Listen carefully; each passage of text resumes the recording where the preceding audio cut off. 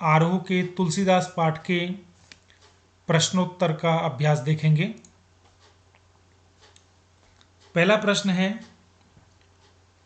कवितावली में उद्धृत छंदों के आधार पर स्पष्ट करें कि तुलसीदास को अपने युग की आर्थिक विषमता की अच्छी समझ है। यह प्रश्न इंपोर्टेंट है।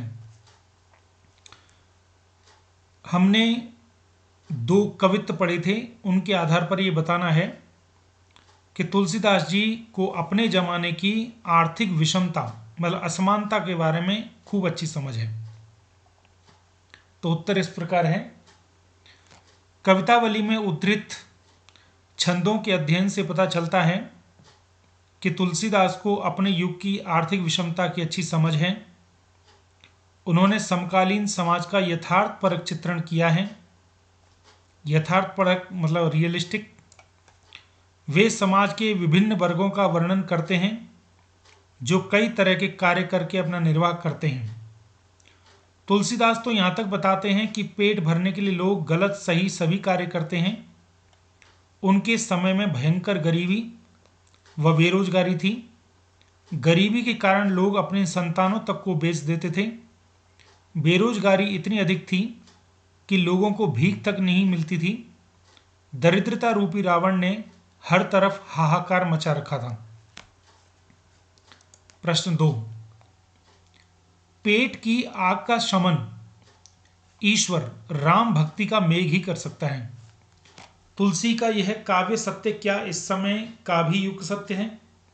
तर्क संगत उत्तर दीजिए। प्रश्न यह है कि इस पाठ में कवित्त में तुलसीदास जी ये मानते हैं कि दुनिया में जो आग लग रही है पेट की भूख की, उस आग को राम जी की कृपा ही दूर कर सकती है। तो क्या ये आज भी सत्य है? उत्तर, जब पेट में आग जलती है तो उसे बुझाने के लिए व्यक्ति हर तरह का उल्टा अथवा बुरा कार्य करता है, किंतु यदि इसकी बजाय वह ईश्वर का नाम जप ले तो उसकी अग्नि का शमन हो सकता है, क्योंकि ईश्वर की कृपा से वह सब कुछ प्राप्त कर सकता है। तो तुलसी का यह काव्य सत्य आज भी उतना ही प्रासंगिक है जितना कि उस समय था। तो ईश्वर भक्ति का मेघ ही मनुष्य को अनुचित कार्य करने से रोकने की क्षमता रखता है। प्रश्न 3, तुलसी ने यह कहने की जरूरत क्यों समझी, धूत कहो अवधूत कहो रजपूत कहो जुल्हा कहो कोहू, काहू की बेटी सो बेटा न ब्याहव काहू की जाति बिगारू न सोहू। इस सवैया में काहू के बेटा सो बेटी न ब्याहव कहते तो सामाजिक अर्थ में क्या बदलाव हुआ था? अर्थात उन्होंने बेटी से बेटा लिखा है, अगर यहां बेटा से बेटी कर देते तो क्या अर्थ होता? तो उत्तर है, तुलसीदास जी के युग में जाति संबंधी नियम अत्यधिक कठोर हो गए थे। तुलसी के संबंध में समाज ने उनके कुल व जाति पर प्रश्न चिन्ह लगाए थे। कवि भक्त था तथा उसे सांसारिक बंधनों में कोई रुचि नहीं थी। वह कहता है कि उसे अपने बेटे का विवाह किसी की बेटी से नहीं करना, इससे किसी की जाति खराब नहीं होगी, क्योंकि लड़की वाला अपनी जाति के वर ढूंढता है। तो पुरुष प्रधान समाज में लड़की की जाति विवाह के बाद बदल जाती है। तुलसी इस सवैये में अगर अपनी बेटी की शादी की बात करते तो संदर्भ में बहुत अंतर आया था। इससे तुलसी के परिवार की जाति खराब हो जाती। दूसरा, समाज में लड़की का विवाह न करना गलत समझा जाता है। तीसरा, तुलसी बिना जांच के अपनी लड़की की शादी करते तो समाज में जाति प्रथा पर कठोर आघात होता। इससे सामाजिक संघर्ष भी बढ़ सकता था। प्रश्न 4, धूत कहो अवधूत कहो इस वाले छंद में ऊपर से सरल और निरीह दिखाई पड़ने वाले तुलसी की भीतरी असलियत एक स्वाभिमानी भक्त हृदय की है। इससे आप कहां तक सहमत हैं? तो तुलसीदास का जीवन सदा अभावों में बीता, लेकिन उन्होंने अपने स्वाभिमान को जगाए रखा। इसी प्रकार के भाव उनकी भक्ति में भी आए हैं। वे राम के सामने गिड़गिड़ाते नहीं, बल्कि जो कुछ उनसे प्राप्त करना चाहते हैं वह भक्त के अधिकार की दृष्टि से प्राप्त करना चाहते हैं। प्रश्न 5, इन चारों पंक्तियों को आपको समझाना है। मम हित लाग तजेहु पितु माता, सहेहु विपिन हिम आतप बाता, जो जनतेहु बन बंधु बिछेहु, पितु वचन मनतेहु नहीं ओहु। दूसरा, जथा पंख बिनु खग अति दीना, मणि बिनु फन।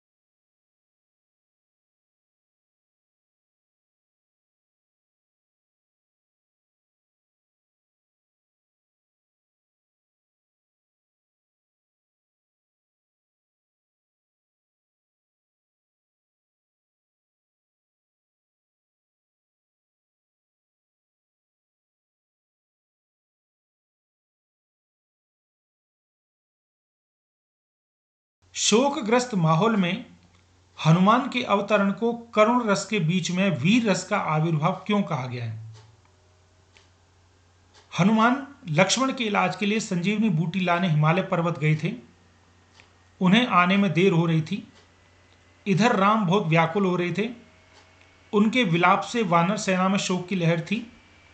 उनके आ जाने से सेना का खोया पराक्रम प्रगाढ़ होकर वापस आ गया। इस तरह हनुमान द्वारा पर्वत उठाकर लाने से शोकग्रस्त माहौल में वीर रस का आविर्भाव हो गया।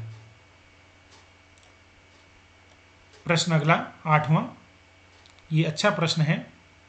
जेहऊ अवध कवन मुहु लाई, नारी हेतु प्रिय भाई गवाई, बरु अपजस्त सहतेऊ जगमाही, नारी हानि विशेष क्षति नाई।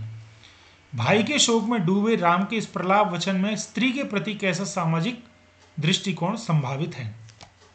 तो इस वचन में नारी के प्रति नकारात्मक दृष्टिकोण दिखाई देता है।